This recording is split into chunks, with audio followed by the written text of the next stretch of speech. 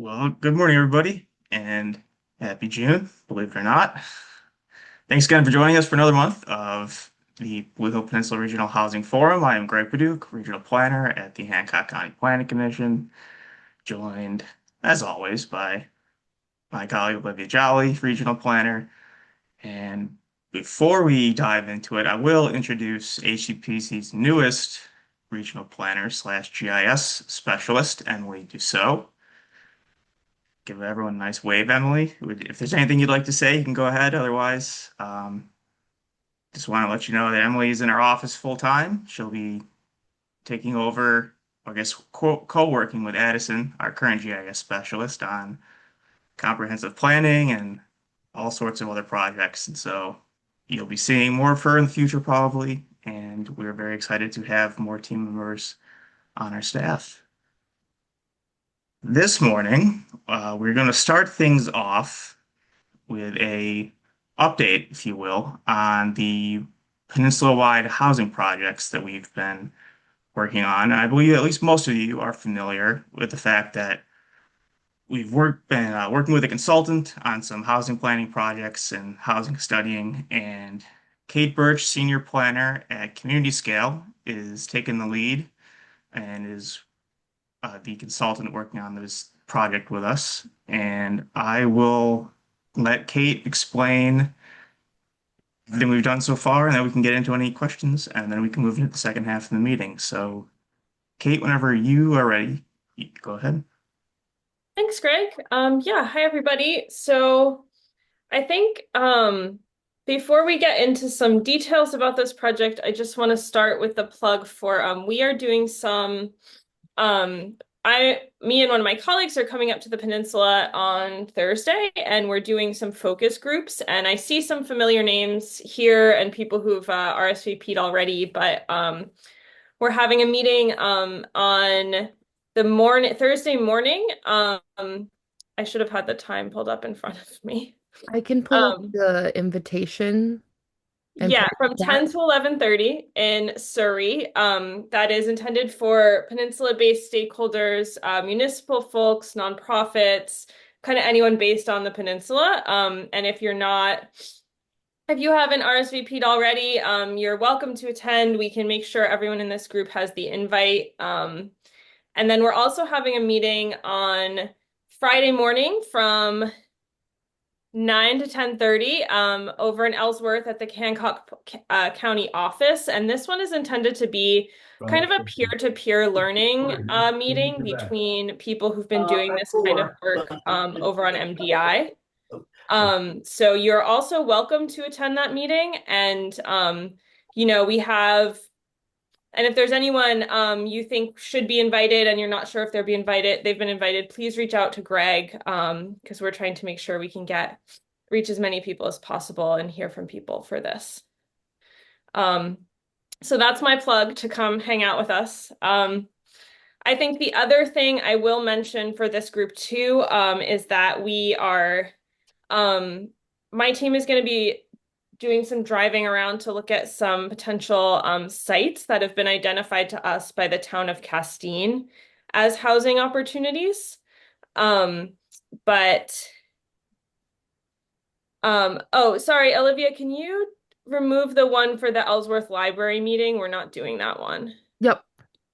Um, but yeah, so my team is also going to be driving around looking at some sites. The town of Castine sent us a few that are potentially developable or the owner is interested in building housing on it. And we would love to see places in other towns. So if any of you have connections or know of like town-owned land, nonprofit-owned land, other opportunities like that, please let Greg or me know because it would be great if we could do a drive-by while we're up there. And I'll make sure my email is in the chat too. Okay.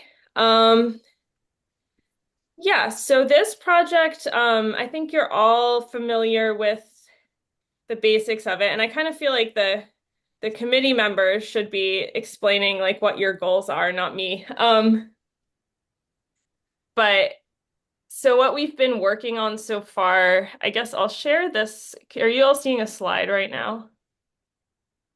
Yeah, so just to share like kind of what our track is, this project, we started at the beginning of the year. We're due to wrap up at the end of the year.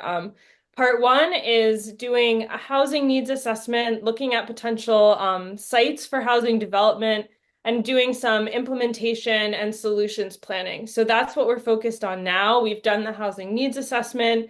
We're working on the locations, and then following these focus groups this week, we're really going to dive into implementation. And then the next part, which will be starting also just after these focus groups, is a housing toolkit. And this is going to involve two designs from an architect partner on our team that are basically case study designs for housing development. We're planning to do one that's in a more rural setting without infrastructure and one that's a kind of in-town infill setting. And paired with this will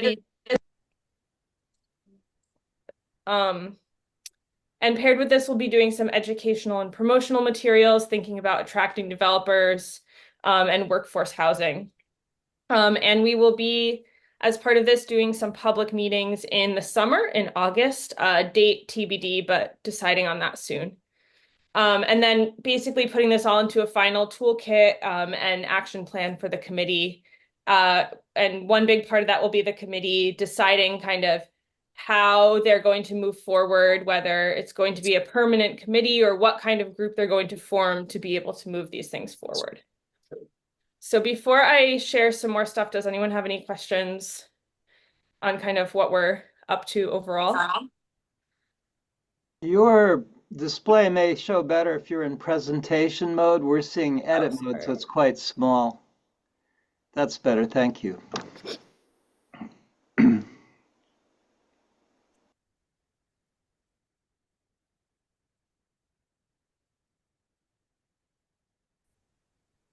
And one thing, we really want to make sure that all the 10 towns that are part of this project are feeling included. So if anyone is on this group or feeling like, hey, I don't really know what's going on, please reach out to me or Greg so we can make sure that, you're up to date on what's going on and involved in meetings as much as you can be.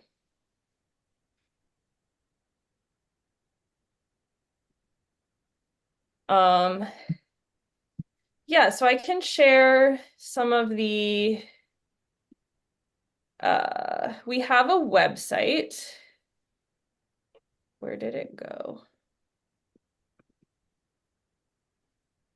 Which is hoopmaine.org. And I don't know what's wrong with my technology abilities this morning, but I just put it in chat. thank you. Where we have a bunch of this information that you can explore online. And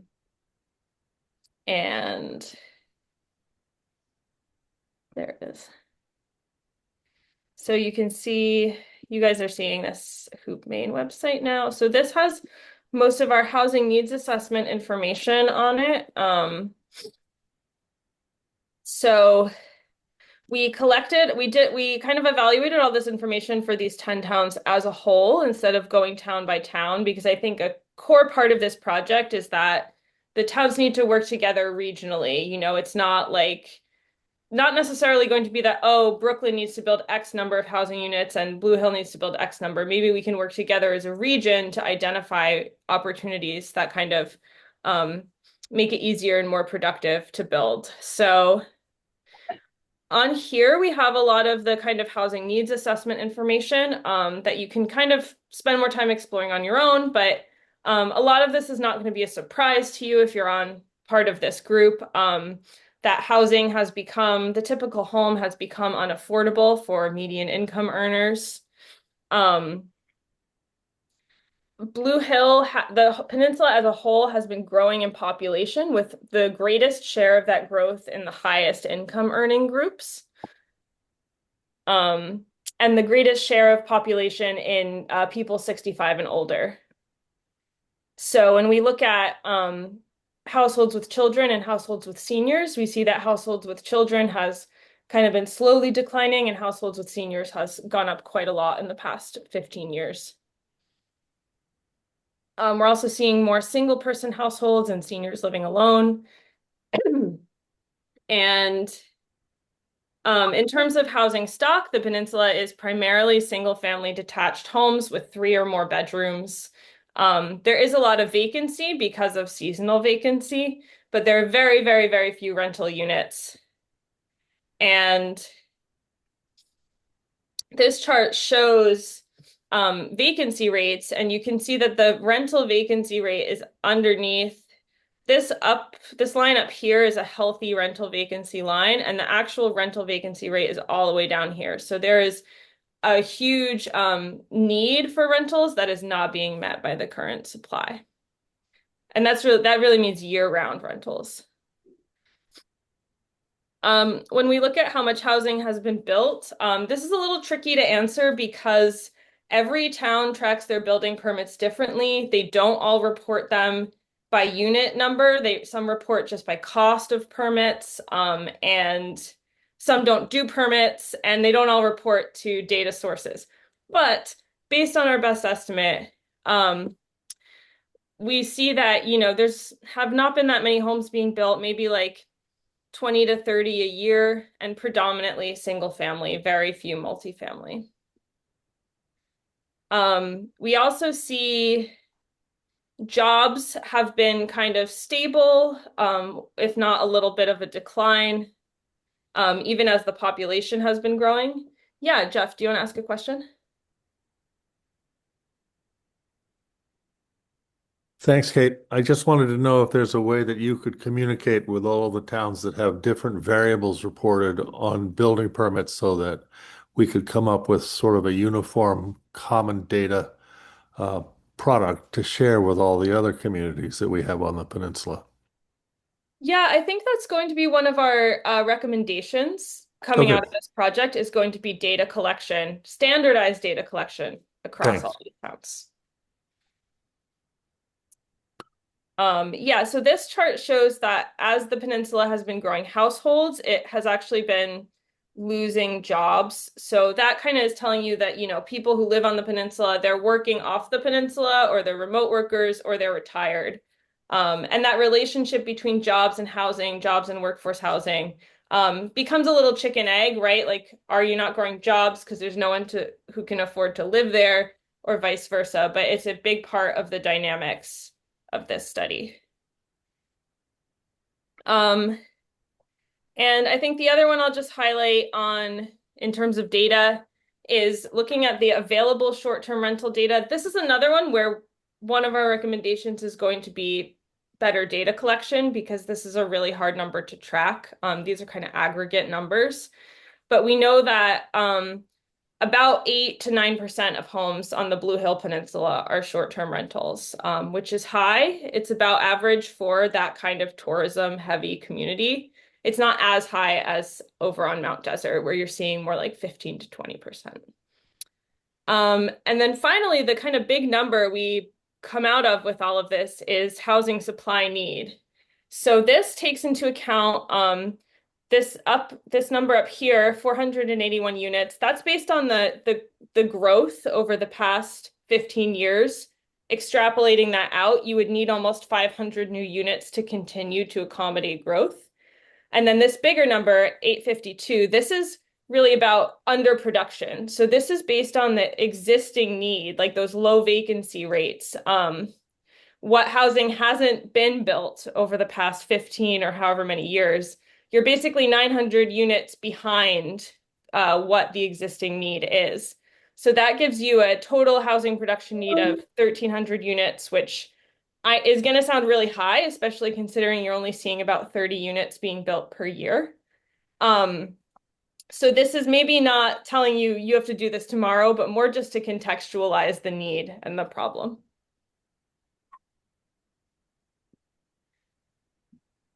So I think that's kind of my overview of where we're at. I'm happy to take questions. I can hang on for about 10 more minutes, and then unfortunately I do have to jump off.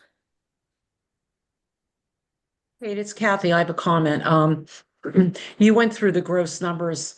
Could you explain that each town, if you break those down on the little twisties, that their individual town data appears on that? Yeah, so you can, let me just share this again and hopefully this. So you can, if you go on the website, you can actually click out to these individual towns and see the data town by town. I will note that sometimes because these towns are so small, with only a few thousand people, sometimes the charts start to look a little funny. And then we don't do individual housing production numbers for every community just because they're so small that it's really hard to basically have it be a statistically good number. But yeah, I encourage you to look on here and you can see what your town in particular says. Scott? Yeah, I've got a bunch of questions, but I won't ask them all right now. I guess the one I want to focus on is cost. So the takeaway that I've got is so the peninsula needs more rental stock. My question is what kind of price point does that have to hit from for renters? Because I think over the decades we've been talking about this problem, the issue is cost to construct, means you got to charge whatever, $2,000 a month for a one or for a, let's say for a two bedroom. And then people say, well, I can't afford more than, 800, and big gap, nothing happens. What do you think? Yeah, so one thing we will do as kind of building this out is we call it like income aligned housing. So we look at like based on the incomes and the workforce, like what are the rentals or housing costs that those people can afford, because that can help set targets. However, when we actually get into running the numbers and doing kind of a pro forma analysis, again, haven't done this for Blue Hill yet, but based on nearly everywhere else I've worked, what you're saying is true. The numbers people can afford don't add up to what the development actually costs to build. So it's not financially feasible just by the market alone. So I think for this project in particular, we've already started talking about opportunities for like town-owned land or land that is available at either very low cost or potentially no cost for development, because that can help be one of those inputs that brings down the cost to develop and then potentially makes it more feasible to build. So basically, there are a lot of different levers we're going to look at in terms of how we can make housing more financially feasible to build. It's not a problem we can solve, generally. It's like a pretty macro problem, but there are some things we can look at, like land that's available or building at scale, different types of construction that might help. Well, I'll jump in. Your first graph is very telling. Certainly was the case. I've been the town manager in Deer Isle for about 6-7 years now. So the COVID had an enormous impact on demand for real estate. People fleeing the epicenters seasonally, then decided they'd stay. I'd say another factor, a technological one that made a huge impact, was our push for fiber optic internet. And so we have very fast internet, world-class everywhere in the peninsula and on Deer Island, Stonington. And the result is that there's a lot more work from home. People who came here during the pandemic needed that service. Now they've been able to stay. So the jobs numbers are probably a little hard to track. I don't think they report that they're working here. They report they may be working in New York or Boston.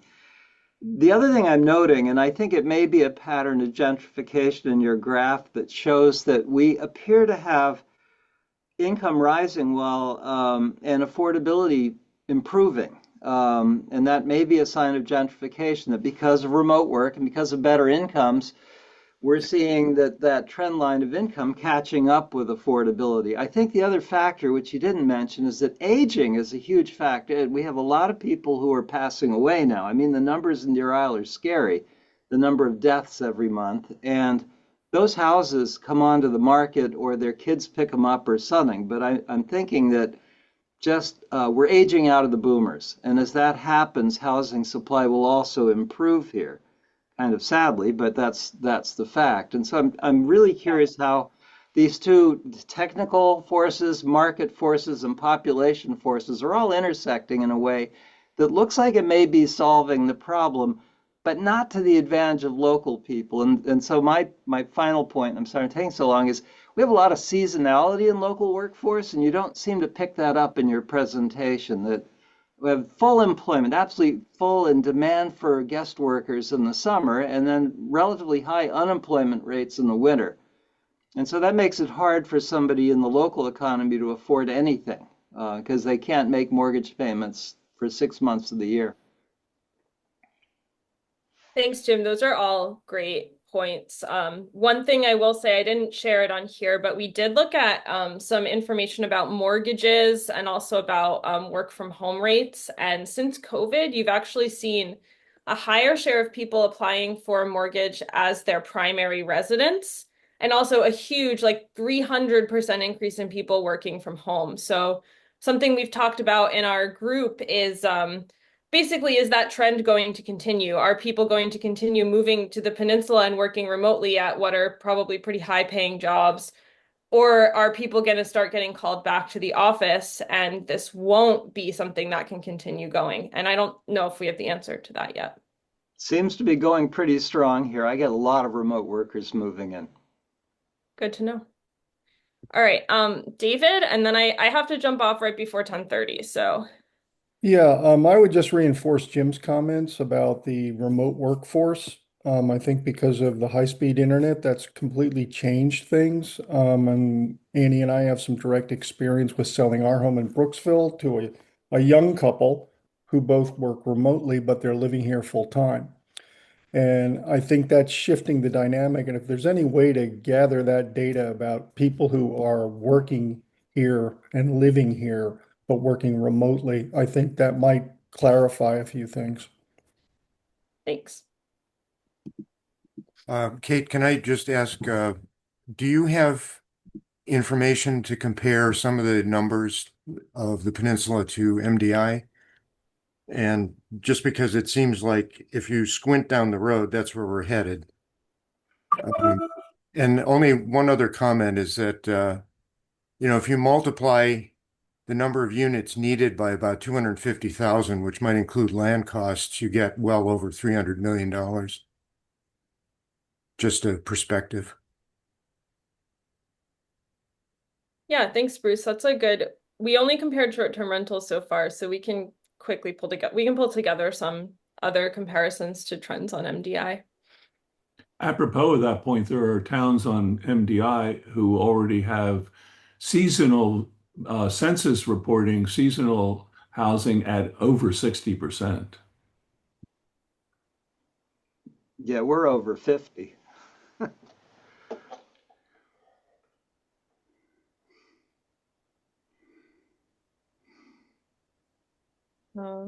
Yeah, does anyone else have any questions?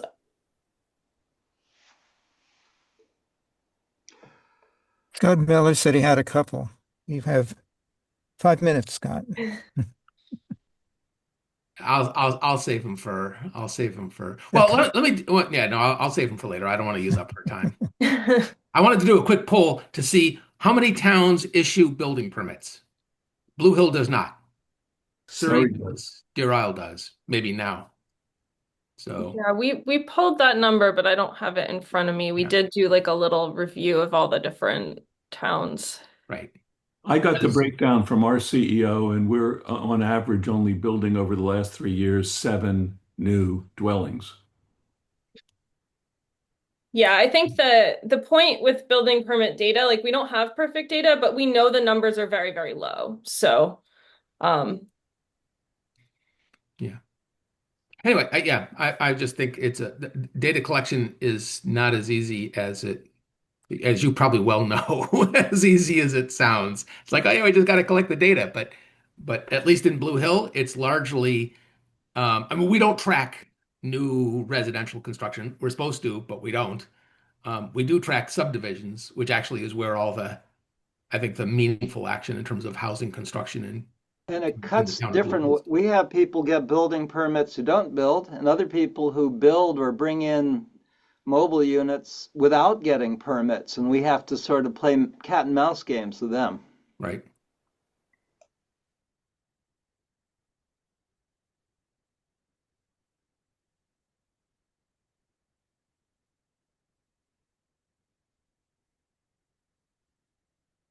and have concrete numbers, which is super helpful.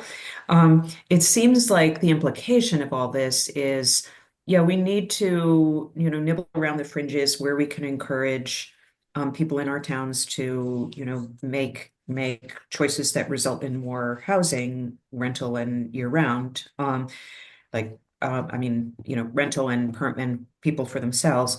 But it seems like the only way that we come anywhere close to making a significant dent as opposed to a symbolic, gesture,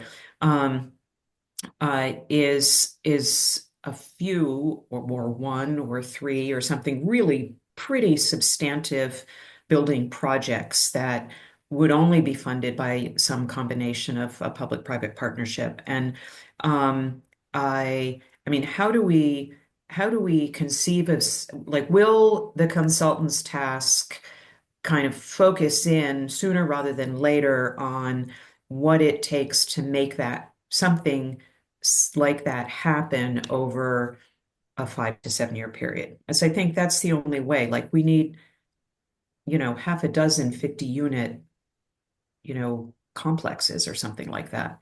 And that's, maybe we need 15 of those. I mean, that's maybe unrealistic outside of Route 1 or something, but that's my question. Like, how do we actually move towards the analytics for a plan that makes a significant dent? Yeah, And maybe it's a rhetorical question, but yeah.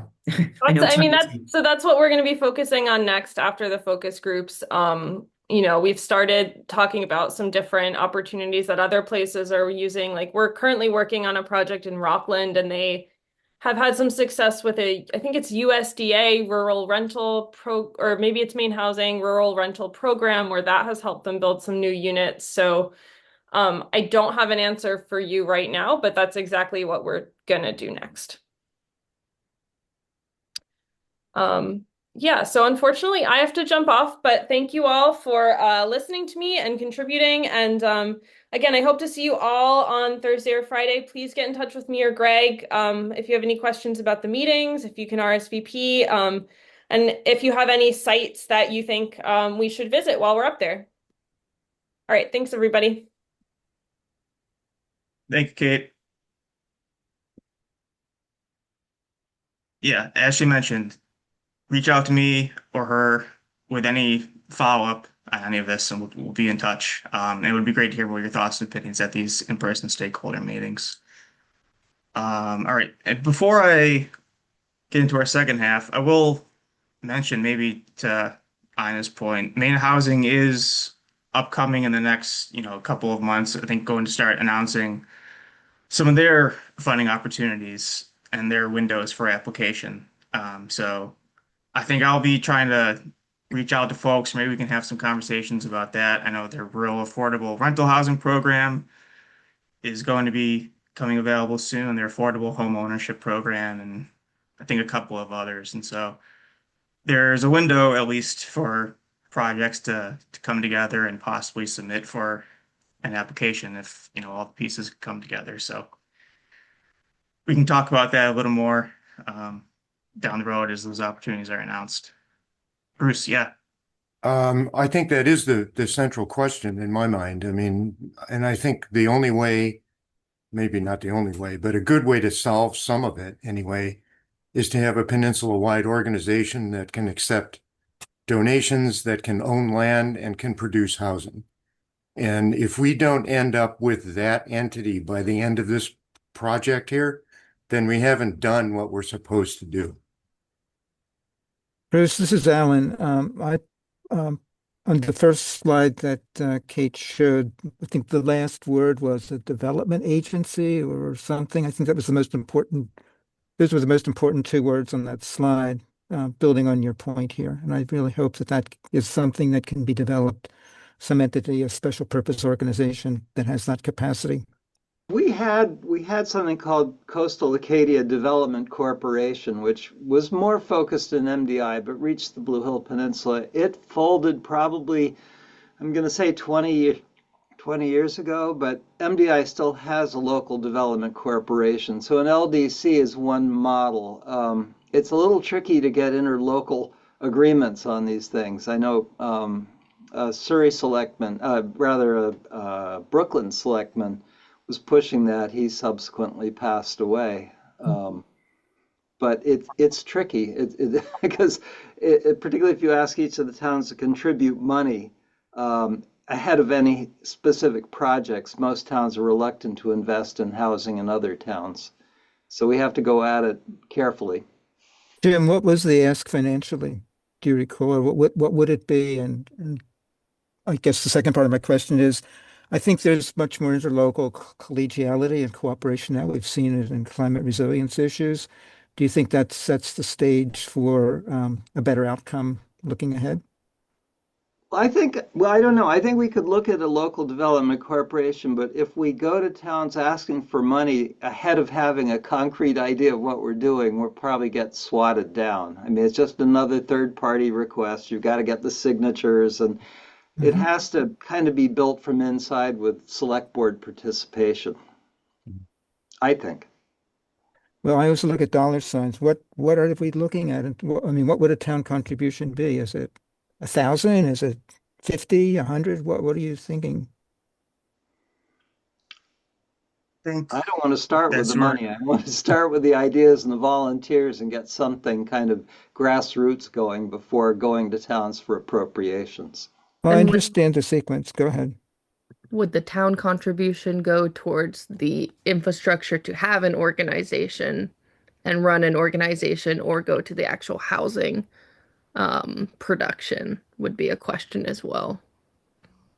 Because I could see more folks go towards running or starting up an organization versus paying for housing production in a different area, but treating area-specific funds like donor-advised funds and having access to more Maine housing related programs and project funding, which is really difficult because a lot of the Maine housing programs ask for 5 to 17 units for investment. And if you're doing a lot of single family or other types, you don't get up to that 5-unit threshold. And if folks were on when Peter Bushbaum from Cranberry Isles Realty Trust was on, he mentioned there used to be this program in 2022 for the Affordable Housing Initiative from Maine Islands, which had different restrictions or numbers of housing because they just built 3 units and that worked out perfectly and they weren't on the same land or property. So part of this too is Maine Housing is rolling out these programs, and Greg and I are bugging all of y'all, and y'all are keeping an eye out as well. What works about the programs and what doesn't? What makes these programs inaccessible for housing projects on the peninsula based on access to utilities, land available, NIMBYism, because we can give feedback as well. That's my spiel. Well, if you want an off-the-cuff answer from me, I guess what I would say is it's none of those things. The problem is I'm maybe single-mindedly focused, but it's cost, right? There are not enough trades. It costs way too much to build. Even if the land were donated, I think there's going to have to be substantial subsidization coming from somewhere.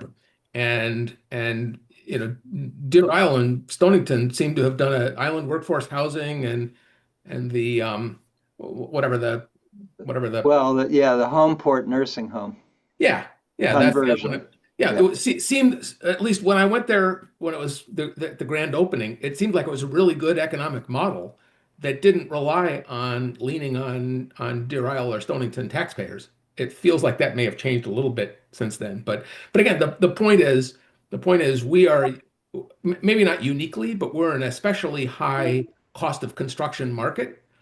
And so it just takes, money. You need some big donors who want to chip it in. But Well, and I think also, sorry, I was just going to say, I think also we have to cut costs in each of the different categories, right? We need we need like free or super low cost, lease on land. We need subsidized, at least a portion of the financing to be subsidized. We need good rates on financing. And we need to use approaches that really cut cost without, turning it into like brutalist architecture.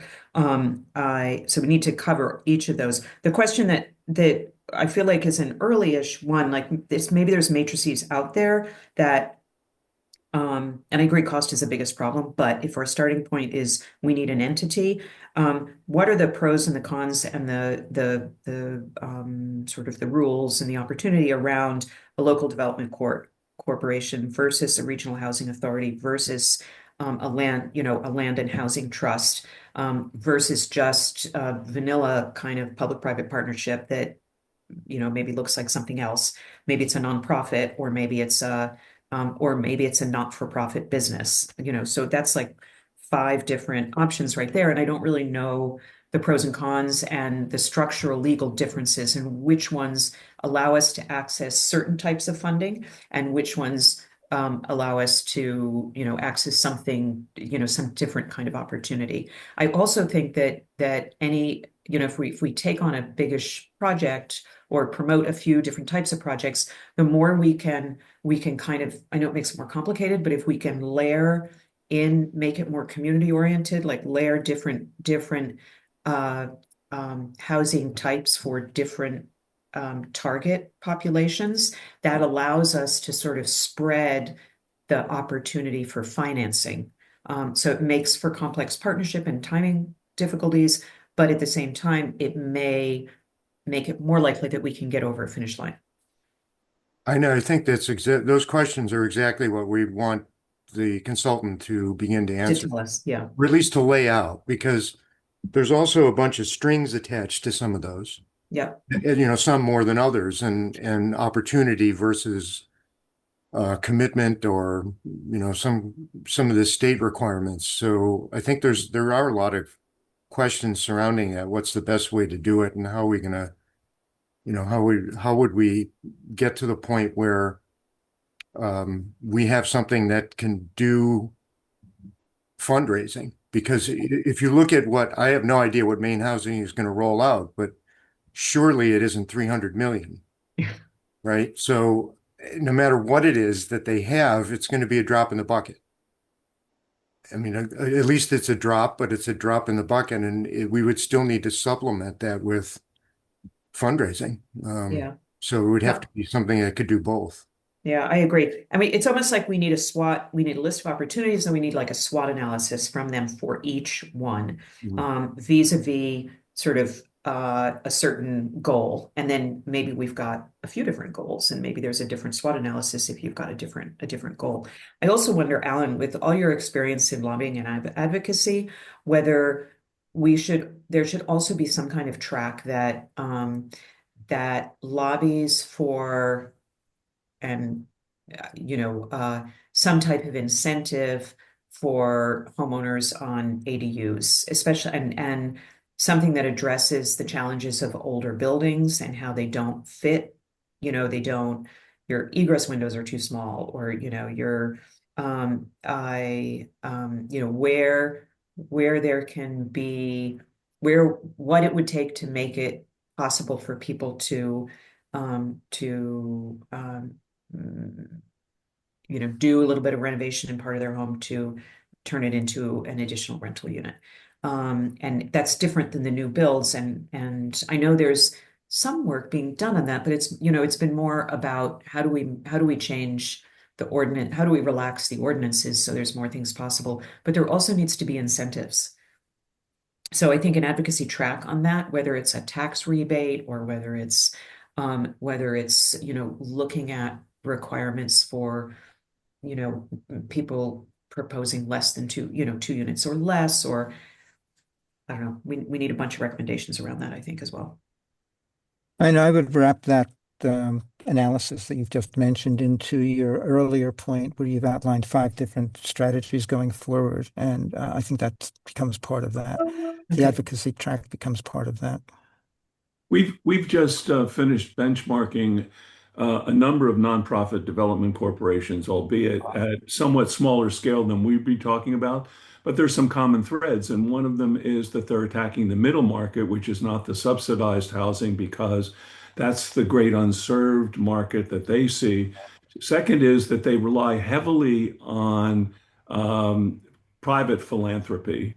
And one of the things that occurs to us as we think about that is how can we focus some of the employers who are the ones who will benefit from this and have them contribute to the cost. They're bearing the cost now. Indirectly, can we find some way to focus that? And Bruce keeps making the point that most of the towns on the peninsula don't have zoning, so zoning changes are not going to stimulate the supply. And the ADU route seems like it's an interesting one, except what we're really asking then, absent substantial incentives like Ina is asking for, private homeowners to step into the market where it's hard to find trades, borrowing money is very expensive, and then they're going to become landlords in many cases, on their own property. So there's a lot of obstacles there in terms of making that provide significant supply. I just want to highlight what's happening at UMaine's Advanced Center for, I think it's structural and composites, but the bio home and they broke the ground in 2024 for UMaine's Factory of the Future for their green engineering materials kind of school. And so they're hoping to ramp up their 3D printing of bio-based 100% recyclable module homes. We just did a Scudic Peninsula forum on that, but they're ramping it up so they can print a full ADU level one bedroom house in 48 hours using waste products from sawmills.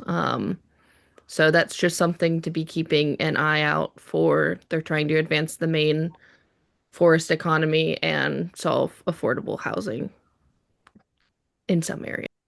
Sounds interesting.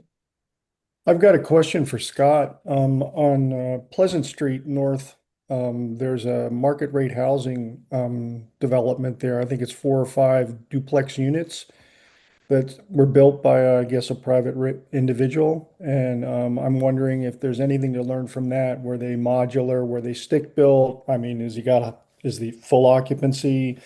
How was it financed? Maybe they might be willing to share some information or not, but there might be some things to learn from that. Yeah, I may not be. Somebody else may be able to chip in if they have any specific knowledge. I know from the town's perspective. Again, we've got a very light hand regulation wise and essentially no zoning. So, they came to us for under the subdivision ordinance, which our subdivision ordinance basically matches state law. So, we don't ask for any extra hoops that the state doesn't. And my understanding is it's well, I think it was stick built, but I'm not certain. I think it's kind of well occupied, and I'd like to see more of those. The guy who did it, and both the owner, the money, and the builder have tried to do other ones.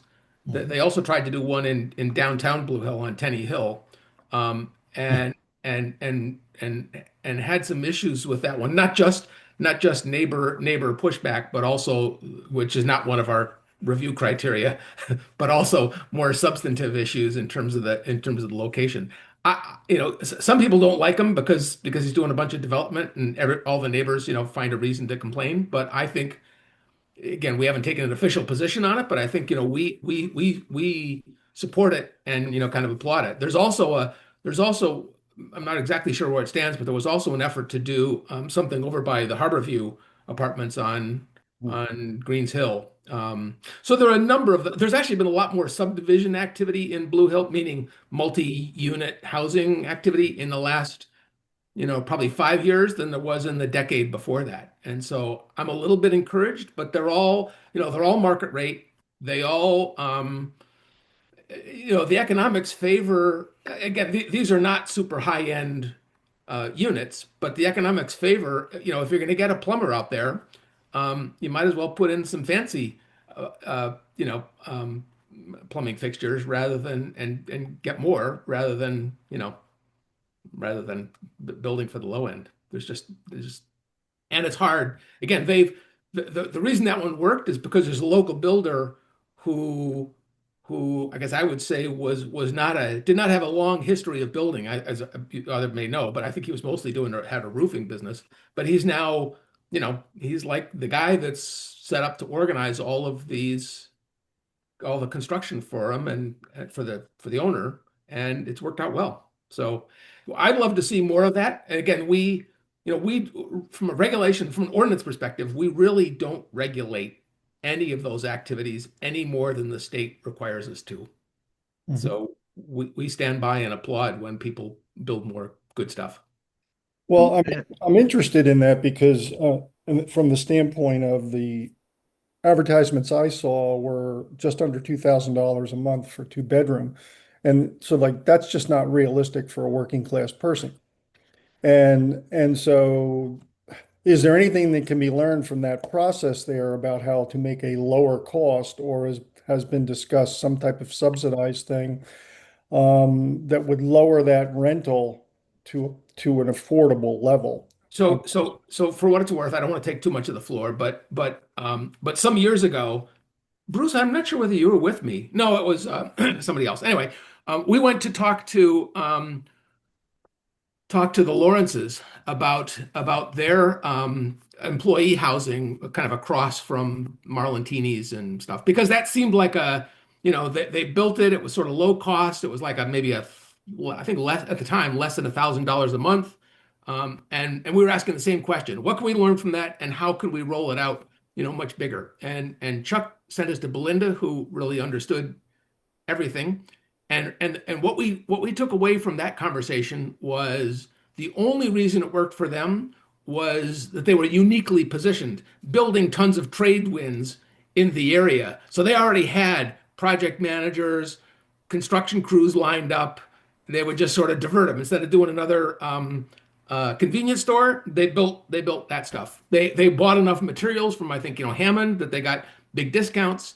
So, and the punchline was they were really unhappy with the result. It was good for employee retention, but they said even with all those benefits, they were losing a ton of money and would never do it again. So what we took away from that was, well, gosh, if they had all these favorable tailwinds and can't make it work, that's a big hurdle. It was very discouraging. I thought it was going to be the answer to everything, and instead I came away thinking this is a huge problem. It's always challenging. And I'll say in Deer Isle, in Stonington, we're adding in the neighborhood of 60 plus rental units between Island Workforce Housing and Homeport. It's all tax exempt. And our school just went up, their budget went up $1 million this year for a couple hundred kids. So, I mean, it's very expensive for us to build housing that isn't taxable. And I think there's some resistance from our political leaders to that kind of model of development. One point to add about, I know Chuck always said that he'd never do it again. I mean, part of that was just the management end of things, because he did manage it and it turned out there was all sorts of problems with that. But, it wasn't a panacea. Right, but we're looking at 600. This presentation says we need 600 rental units. Somebody's got to manage, be ready to manage 600 ish rental units. Right, and typically when housing doesn't work, it's the management. It's not the building of it. It's none of that stuff. It's how it's managed in the end.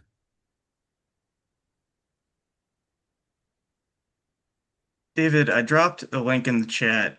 I guess to the website about the housing that you were referencing, I think on Pleasant Street. The folks that created that reached out to me, I don't know, I guess months ago, just informing me that they made this happen and they'd be willing to talk about it at some point. So maybe I can reach out to them. We can hear more about their challenges and how they made it work. And yeah, the idea of kind of paring down those costs in the future. And Yeah, and maybe again, I think they've got a number of properties and have talked about doing more. So, maybe to the whoever talked about public-private partnerships, I mean, maybe they would do more. I guess the question I'd ask them is, what would you need to increase the scale a little bit or a lot? Again, they're not professional developers, I don't think. They're just some local folks, but they might be induced to do more. And yeah, how that's would good. we clone them? Well, they're So with all mostly, I mean, right now they're totally funded themselves. Yeah, but So, maybe we can help them inspire other people just like them to do similar things. And yeah, maybe the other people are employers or who knows what, right. but Yeah, I agree. Greg, was it Curtis who called you or I think their name is Norris. Yeah, but no, yeah, Andrew Norris. Alex and Andrew Norris Alexander. is the owner, right? and Curtis Jaffrey is leading the building side. Right. So Scott and Bruce, going back to your comment about the Lawrence and the employee housing, great for employee retention, difficult to manage. This really brings me back to an earlier point that George, you were making of finding, one of the problems is finding the trades to do this. It occurs to me that this issue of housing can also be, we need to loop into this, the whole issue of workforce housing and how can we work with our educational system? How can we find other ways of increasing the supply of people who want to be carpenters, contractors, property managers, electricians, plumbers? I think we need to look at this in a very holistic way, not to complicate things, but I think that holistic approach, A, would have merit on its own, and B, could attract additional partners and advocates, Ina, to your point, and make this a very successful path going forward. Further research needed, but I think we need to look holistically. It would be interesting to look at the level or numbers regarding college attendance and higher degrees because I've heard in working waterfront that a lot of folks um, prior to Gen X pushed their children to get a college degree because they wanted them to have access to retirement, all of these other things, to not be working the same life and to do better. But then you had an overabundance of folks getting degrees and doing work that wasn't skilled trades. Yep. So that's a complaint that I've heard in fishing careers and even folks who are elder millennials who went to college and wish they had done trades, but now they're stuck with the student debt that they can't come out of. So it would be interesting to see if this correlation carries over from just working waterfront to um, skilled trades that don't require that kind of four-year degree. So we built part of that into this consulting scope of services. Okay. And one of the ideas was if we could start to get successful contractors to go into schools at the right age to tell their story about what a good life it is and what kind of living they can make, and find out what is the right age or the right grade where kids are starting to be inspired by life images of what they want to be. Trouble is, that's a long-term payoff. And yeah, it's sowing seeds that it's like planting asparagus. It's going to take a long time to produce. But it's certainly worth doing. The other question is, as we look at obstacles, are there barriers to entry in those trades that are too strenuous? Are there ways to accelerate the apprenticeship programs and the non-certification programs and things like that?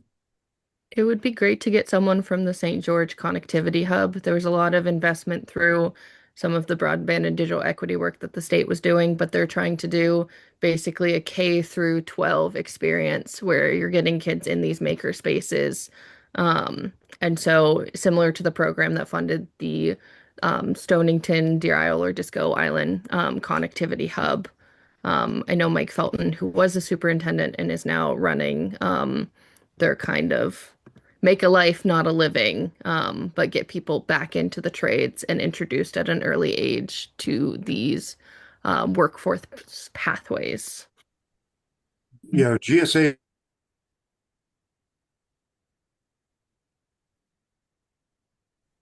I guess we'll never know about GSA. Well, all this conversation has been great. Is actually starting to begin that process. They got some donations to.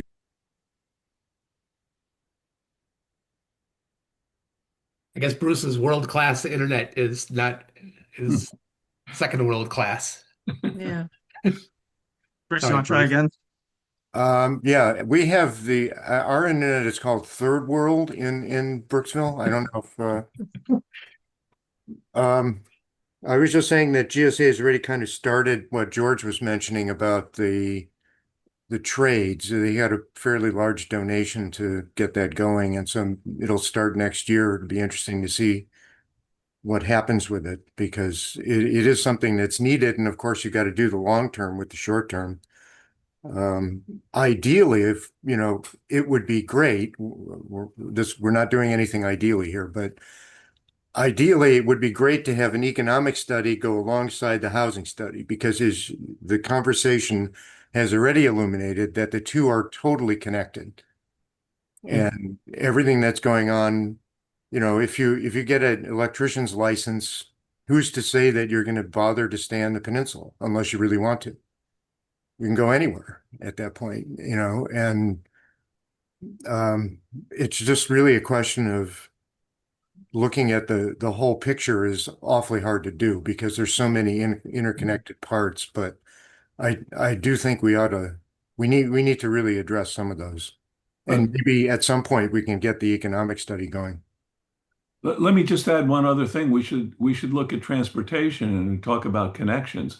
As much as we'd like to create more jobs on the peninsula, the natural organic forces don't make us more ideal for bedroom communities than for industry or significant commercial activity. And so maybe if we had better transportation, we could focus more on serving jobs that are elsewhere by becoming the dormitories of the region. And I'm sorry, Olivia. no, you go, Kathy. I was going to say that just coincidentally this morning in the River Observer, which is one of the, I don't know, it might be in all the Penobscot Bay Press's papers this week. There's an article that's called George Stevens Academy Reveals Vision for Thinkers and Tinkers. I put the link in the chat. But the interesting gist in that is that some people, again, you know, when you try to do projects, there's always both sides of the coin, are thinking that no, George Stevens should be a track for kids that want to go to college. This should not be related to trade, should not be trade school. And I just brought it up just for people to read it and see what they think about it. But it was a really good article. And in terms of the economic analysis that would pair well with this project and future housing related projects, it just brings to mind that the biohome that I'm crazy about right now was started through CDS funding. Kings and Collins asked for an economic development assessment team for federal, local, and state partnerships to come in and look at economic development opportunities in the state of Maine following the closure of multiple sawmills and pulp mills. So that was something that CDS funds requested, and got access to this team that came to Maine and visited and did a bunch of analysis, which led to further funding to the tune of $85 million for this green engineering materials college at UMaine.